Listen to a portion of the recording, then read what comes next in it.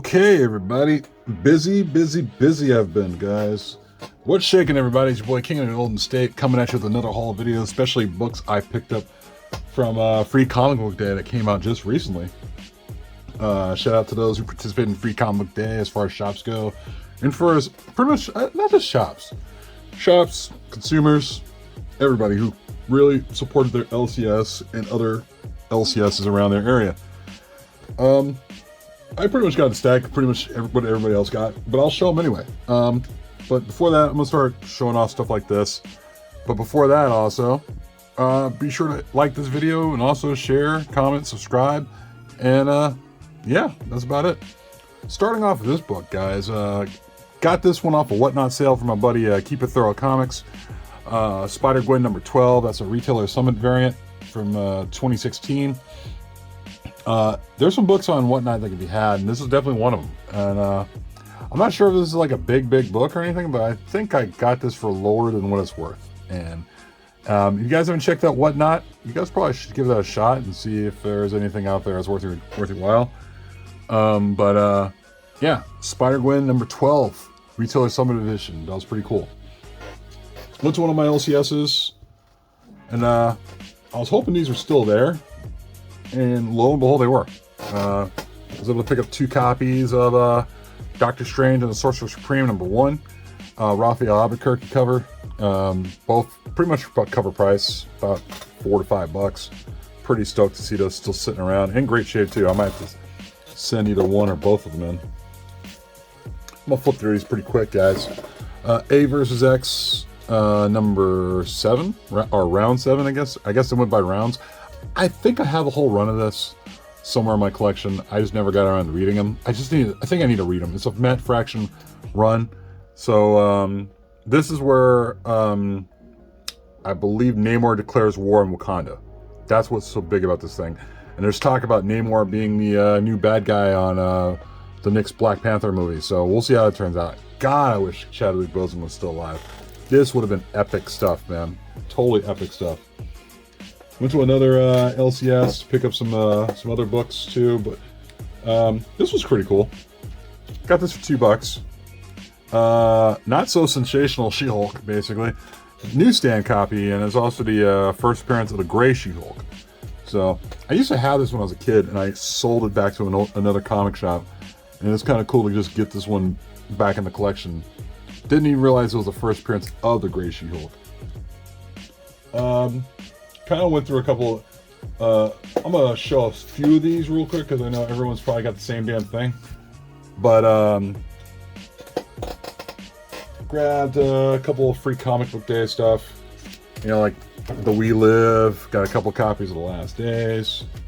I asked my buddy Josh to grab me a copy of the Enter the House of Slaughter, being at one spot my usual LCS didn't have one, but at the end of the day I ended up getting 4 of them, so kind of worked out in the end. So I'm gonna read this and check it out. And grabbed a couple of copies of Stray Dogs. I'm not gonna show you that one because that one's got a one of the shops out here actually put little stamps on the comics, which is one of the most annoying things when it comes to Free Comic Book Days. I'm sure I'm not alone on that. But of all the shops, the one shop I went to decided to put a stamp on their comic, like thank you, but I didn't get you anything special. That's great. So that was a little annoying. And I don't know many of them that do that, to be honest with you. I mean, like, I know one. Picked up a couple copies of Trace, being turned into gonna be a Netflix anime series, so who knows, that might be worth grabbing. Grabbed a couple copies of Star Wars High Republic, Free Comic Book Day. I like to grab a bunch of these things just in case. You never know. There might be a thing down the line. So, a couple copies of Spider-Man and Venom. Also grabbed, this one really stuck out to me.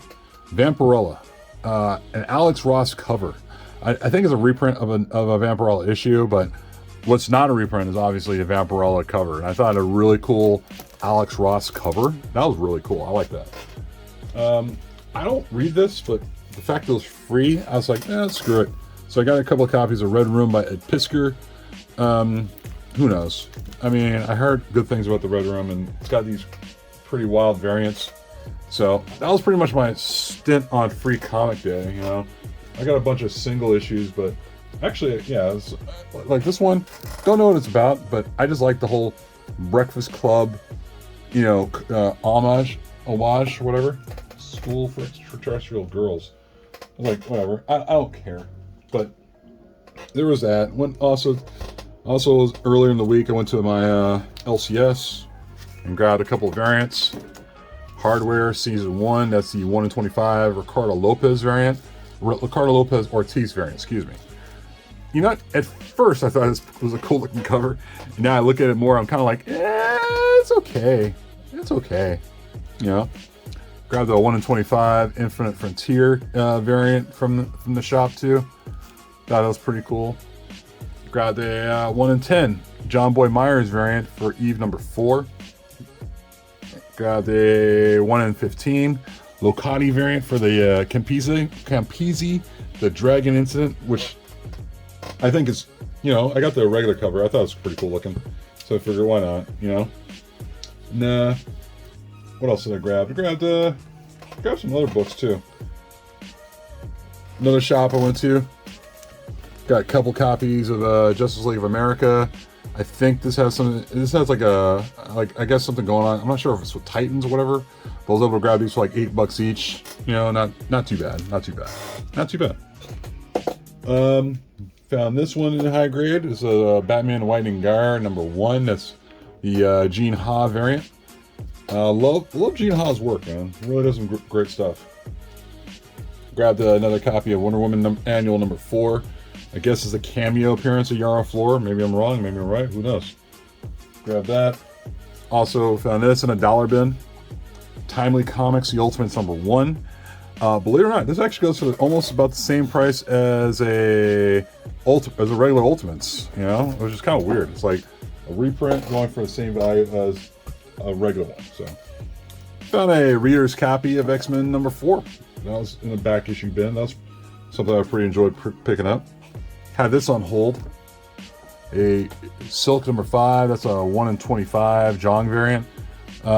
This was hot on the cover price top 10, I think about a week or so ago. So I got that one put on hold for me. I was pretty stoked about that picking up. This was in a variant, like a back issue variant bin, and I really like this, guys. Superman Unchained 1 in 25 variant.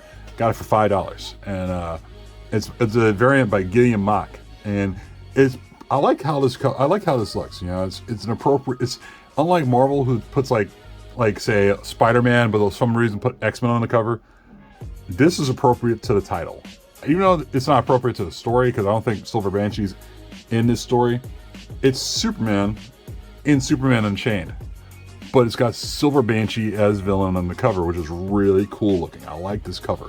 It's by Gilliam Mock, who does Gotham City Sirens and a lot of other stuff. But I thought this was like, this book is kind of surprisingly, it's kind of sneaky cool looking, man. I really like it. 1 in 25 variant.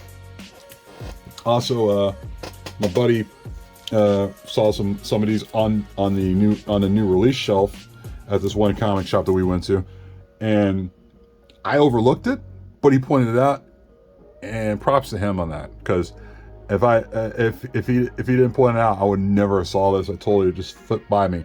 So he got 2 copies and I got 2 copies. Batman Urban Legends number 6.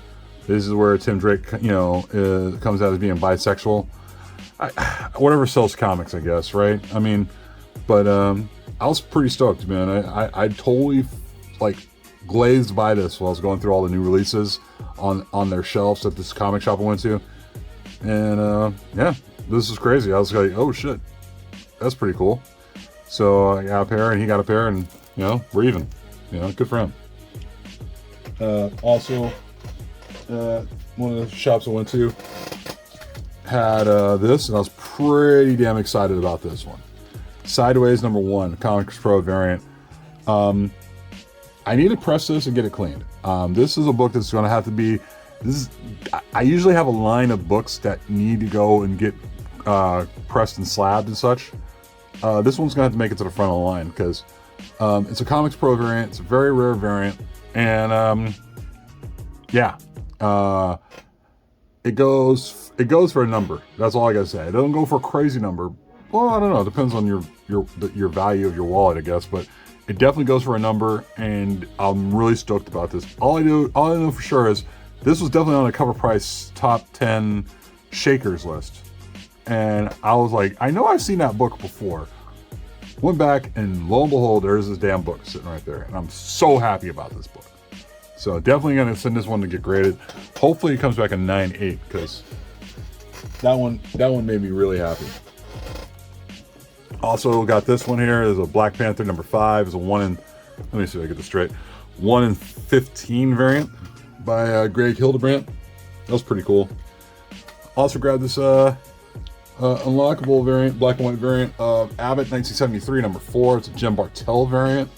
There is a color variant that goes for a little bit more, but I was just really happy about that. Definitely I love getting Marvel covers that have something to do with the title. Captain Marvel number 30. It's a Terry Dodson 1 in 25 variant. I'm assuming this is Rhodey. I'm not following. He looks a little young to be Rhodey, that's the thing. But I like the cover. I really dig it. I mean, I got this one for like $8, man. I was pretty happy about that. Also, you picked this one up, Black Panther 166. That's a Ryan Sook 1 in 25 variant. I went variant crazy, man, but I love this, man. It's like, got Claw and you got Black Panther. And like I said, I love covers that are particular with the title. So there's that. Also picked up an Infamous Iron Man number 1 and 115 variant. Got that one for a good price.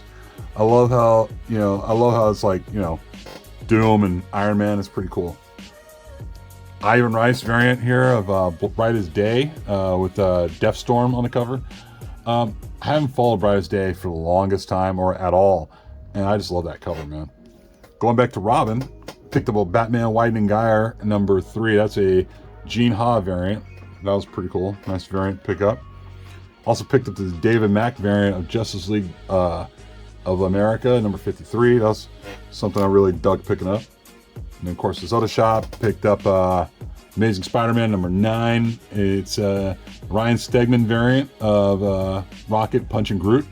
He's cover swiping. I think it's ASM 328, where Spider-Man is punching Hulk into space. I never knew they made this, man. I thought this was really cool. I was like, I gotta get this. And then I love grabbing this whenever I can. This is Star Wars number 4. I believe it's the cameo of Santa Solo or the first appearance. So that was a pretty cool one to pick up. Also picked up Young Avengers one shot, the Children's Crusade number 1. I just did it because there was a, it's a Kang appearance. So I figured, why the hell not, And then another shop I went to, had a lot of books they had for half off. So I figured, why the hell not? Go grab them. Uncanny, or not Uncanny, it wasn't even, I don't think it was Uncanny X-Men until a couple of issues later, but X-Men 143 is the last collaboration between John Byrne and Chris Claremont on this title. So, and then also a Christmas cover, or a Christmas issue too. I think this cover is not a John Byrne cover. I think it's just a Terry Austin cover, and I always assumed it was a John Byrne cover, because what I'm seeing right here is, it says Terry Austin, and it just says Terry Austin alone. I always assumed that this was a John Byrne cover. Kind of crazy when you think about it. I have to check credits on stuff like that, but yeah, great cover, and it's also a newsstand. So, I think 1980 was right when newsstands start becoming a thing. Picked up Star Wars 40. I can never find this in high grade. I swear to God. Like, this is probably the highest grade I can find it in right now. But like I said, I got this for half off, so it ended up being $10, And it's a decent cover. It's better than the last copy I have. My last copy is kind of jacked up, man. I swear to God. And then, of course, picked this one up, Gotham Academy number 1. That was pretty cool to pick up for about $9. Saw this one. I thought, this is an underrated. Like I said, I love characters particular to the title when it comes to variants. I love that you got an Alex Ross cover featuring Scarlet Witch for the Avengers, which she is an Avenger. So I thought that was pretty cool. Also picked up this Uncanny Avengers 19, first Chrono Core. Thought that was cool. Got a Incredible Hulk, number 13. First Devil Hulk, got that for $2. Got this 1 in 25 Doctor Strange. I think it's 1 in 15 or 1 in 25.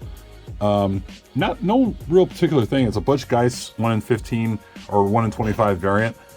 And like I said, I like those characters who are particular to the title. So if you got Doctor Strange on the cover, they better be on a Doctor Strange cover, comic book. So, and then of course, last but not least, at the end of the day, I went to a one last shop when I was heading back home, and I grabbed some free books. But like I said, I went to the shop that had stamped their books, which is kind of stupid and scummy in a way. And I pulled off one of their wall books. Don't panic, guys. This is a foil variant. It's a local comic shop day foil variant. And I just, of something that's killing children. I thought, yeah, why the hell not? This thing's in like a Mylar, so that's why you got a little, little smudgy there. That's from a sticker. But yeah, I got this one at a pretty good price.